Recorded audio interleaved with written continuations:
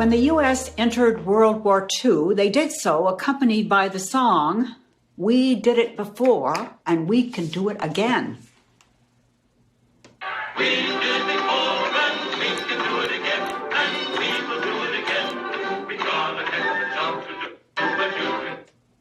So there's a children's cartoon of the song that shows uniformed little mice marching past a machine that outfits them with hard hats.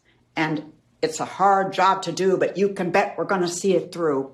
This cartoon and song, we're asking people to remember a previous success, the effort and the victory the U.S. had a generation ago in World War I. Welcome to the Art of Grieving Pandemic Edition. I'm Dr. Sheila Collins. I want to talk with you about what gets us through tough times. So when times get tough, remembering prior achievements and victories is a great resilience strategy. Unfortunately, there are few people alive who remember this country's first successful survival of a pandemic.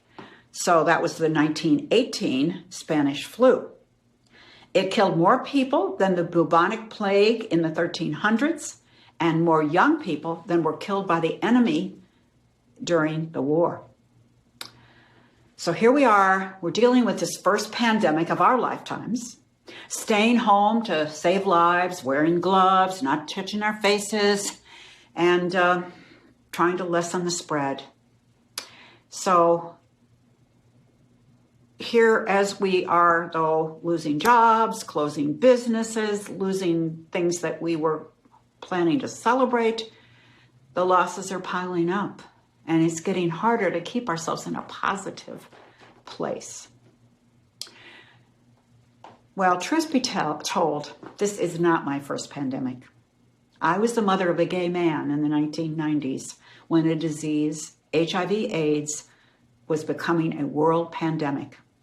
And in the United States, it was running rampant among gay men. In other places like Africa, it was taking out women and men of childbearing age.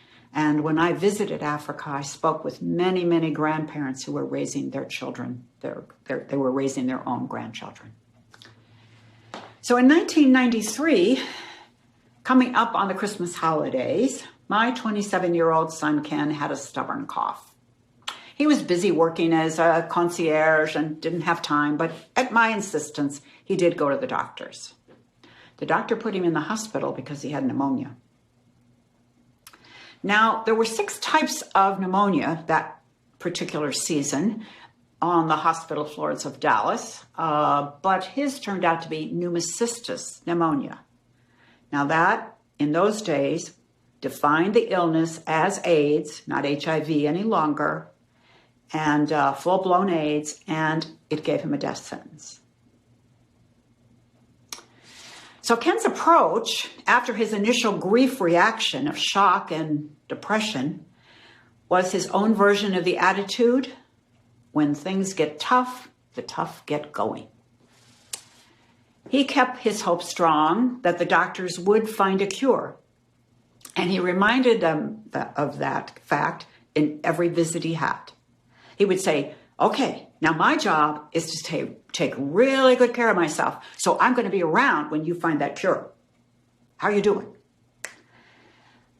Well, I think of this journey with my son often during this process, during this current pandemic, and I remember what got us through. Now, if you have, or someone you know closely, has had a life-threatening disease, and you've gone through the process of handling that, you will recognize some of the things that I think got us through. First of all, you have to accept the reality as soon as possible.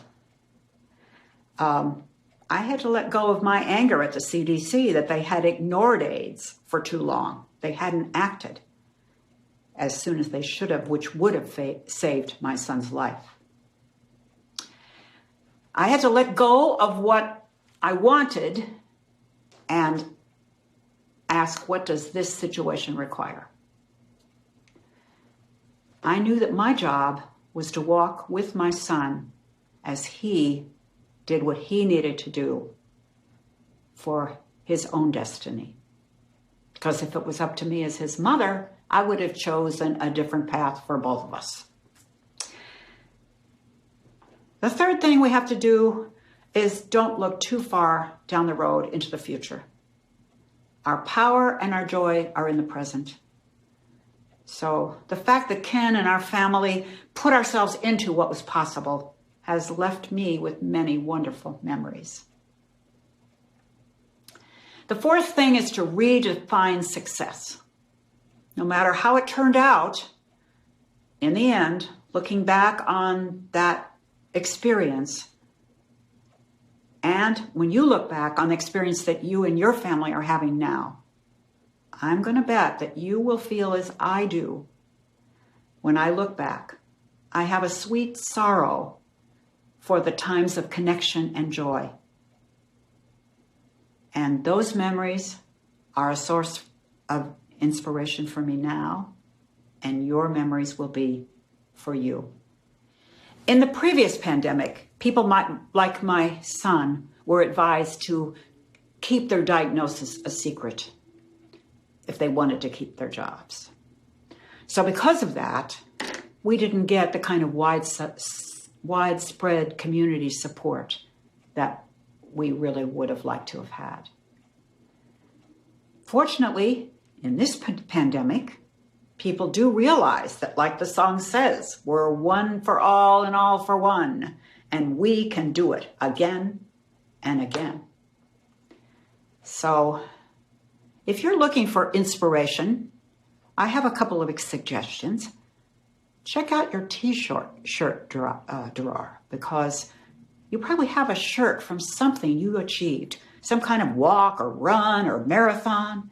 Look at your trophy wall or your medals that you accomplished. See, you know about tough. You know about tough. So, till next time.